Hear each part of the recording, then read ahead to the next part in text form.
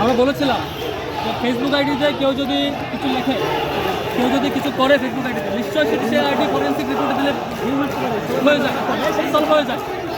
আমরা সেটা অনুরোধ করেছিলাম যে আব্দুল্লাহ মাহমুদ যে শিক্ষা দিয়েছে সোশ্যাল মিডিয়ায়, সেটি ফ্যাক্ট চেকিং হোক, সেটি ফরেন্সিক ডিজিটাল ফরেন্সিক রিপোর্ট আকারে আসুক, তাহলে সলভ হয়ে যায়। এবং ছাত্রদলকে ইনফর্ম করেছিলাম, আমরা প্রশাসনকে ইনফর্ম করেছিলাম যে ভাই এই জিনিসটা পুলিশের কাছে গেলেই সলভ হয়ে যায়। পরে আব্দুল্লাহ মাহমুদ তিনি নিজে থানায় যান জিডি করার জন্য, যে আমার নামে একটা ভুয়া ফটোগ্রাফ ছড়িয়েছে, এই মর্মে তিনি এখান থেকে যাতে এই অভিযোগ থেকে তিনি সত্যটা বের করতে পারেন, তিনি সলভ করতে পারেন, সেজন্য সহযোগিতা চান। শেষ পর্যন্ত যেখানে জিডি করার জন্য তিনি গিয়েছিলেন, যেখানে জিডি করার জন্য থানায় সহযোগিতা পাওয়ার কথা, থানা হচ্ছে বাংলাদেশের সবচেয়ে সেফ জায়গা, যেখানে তিনি পুলিশের কাছে আশ্রয় নিতে যাবেন, সেখানে তাকে থানায় মব করা হলো, তাকে আক্রমণ করা হলো, জিডি নেওয়া হলো না, 1 ঘন্টা 1.5 ঘন্টা বসায় রাখা হলো।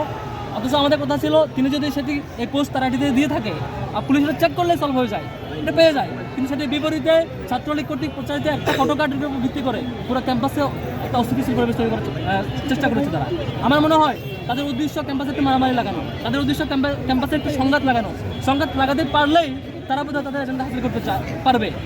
না হলে একটা ভুয়া ফটোকার্ড যদি ছাত্রলীগ ছড়ায়, সেটাকে কেন্দ্র করে থানায় গিয়ে মব করা, লিগ্যাল অ্যাপ্রোচে না গিয়ে বরং তার সহযোদ্ধা যারা গিয়েছিলেন সাথে সবার উপর অ্যাটাক করা হলো, মোসাদ্দিক জুবাই সহ আরও যারা গিয়েছিলেন সবার উপর আক্রমণ করা হলো। এই নগ্ন হামলা, জিডি না নেওয়া, অপেক্ষমান রাখা এবং পুলিশ দাঁড়িয়ে দাঁড়িয়ে পুরো ঘটনা লক্ষ্য করা, অবজার্ভ করে চুপচাপ এনজয় করা দীর্ঘক্ষণ ধরে, এটা খুবই একটা ফেসিবাদী সিমটম। আমরা আশঙ্কা করছি যে ইউনিভার্সিটি প্রশাসন সহ পুলিশ প্রশাসন সহ সংশ্লিষ্ট সবাই এভাবে একটা ফেসিবাদী কায়দা স্টার্ট করার চেষ্টা করছেন। এবং আমরা আরও লক্ষ্য করেছি, আপনারা সাংবাদিকরা যখন নিউজ কাভারেজের জন্য গিয়েছেন, তারা সাংবাদিকদের উপর আক্রমণ করেছে, প্রায় 10 জনের অধিক সাংবাদিকের উপর তারা আক্রমণ করেছে। এটা খুবই লজ্জাজনক এবং নিন্দনীয় কাজ।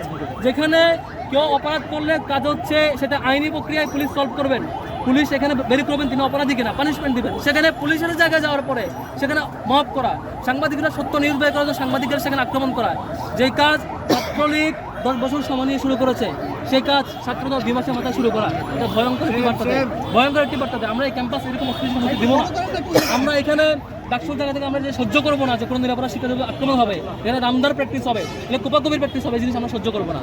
আমাদের আজকের জায়গায় সাথে সাথে আমরা গিয়েছিলাম ডাকসুর ভিপি সহ, আমাদের ডাকসুর বিভিন্ন হল সংসদের নেতৃবৃন্দ সহ সবাই মিলে আমরা একসাথে গিয়েছি শাহবাগ থানায়। আমরা জানতে চাওয়া হচ্ছিল, আমরা জানতে চাচ্ছিলাম যে মোসাদ্দিক জুবাই সহ মসিং হল সংসদের 2 জন সহ সরুলিশন হল সংসদের 1 জন সহ যাদের উপর আক্রমণ করা হলো, এটা কেন? তখন ছাত্রদলের সভাপতি এবং কেন্দ্রীয় সভাপতি এবং ঢাকা ইউনিভার্সিটির সভাপতি উপস্থিত ছিলেন, তারা তাৎক্ষণিক দুঃখ প্রকাশ করলে তারা দেখবেন বলেছেন। কিন্তু আমরা এখনও আশঙ্কা লক্ষ্য করছি এই ধারা